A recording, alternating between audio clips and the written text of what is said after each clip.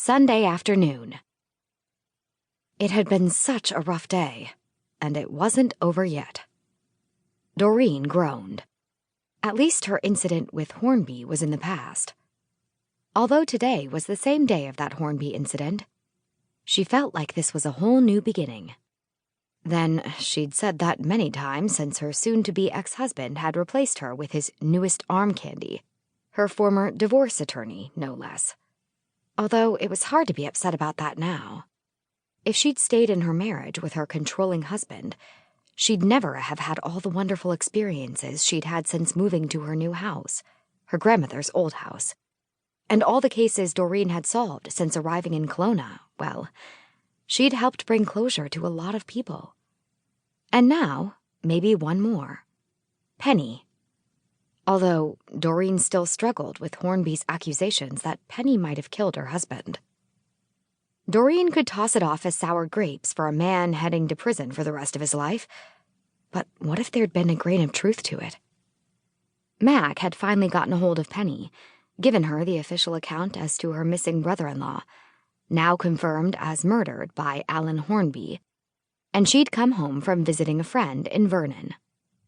As soon as she'd hit town, she had walked to Doreen's place. When Doreen opened her front door, Penny threw her arms out around her.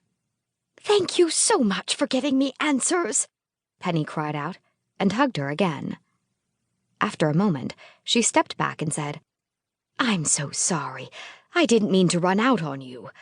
But I didn't know what that horrible man meant to do.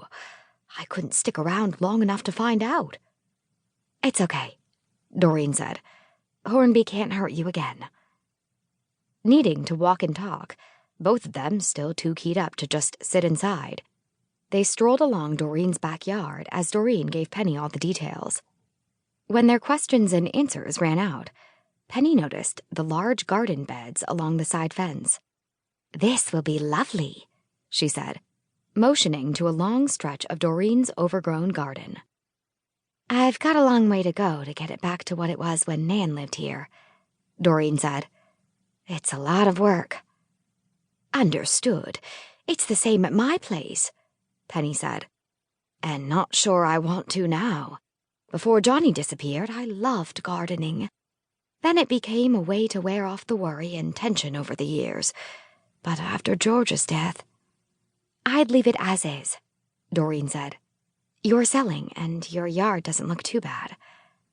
And yet, selling the house feels like a betrayal of George." Doreen looked at Penny. "Were you happy with George?" Penny beamed. "Very happy. He was a good provider, a good man, a good husband." Doreen didn't know if she should ask about George's death. It was an uncomfortable topic. Just because Hornby had made some accusations, that didn't mean it wasn't true, but also didn't mean Hornby wasn't just causing trouble. "How did George die again?" "A heart attack," Penny said, her face stilling. She put a hand to her heart. "He went very quickly." Penny walked toward the rear of the property, where a large bunch of echinacea stood. The blooms hadn't opened yet, but it looked to explode with flowers soon. "I'm sorry for your loss," Doreen said. "That must have been very difficult." "Oh, it was," she said. "It was indeed." Doreen looked at the low patch of echinacea and smiled. "I remember how your plants are much bigger than mine."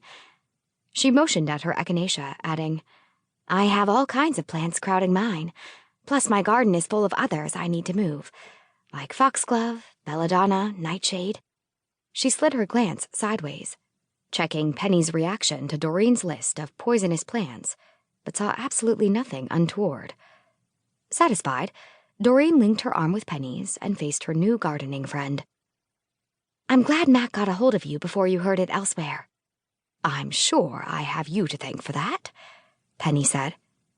"I should get home now.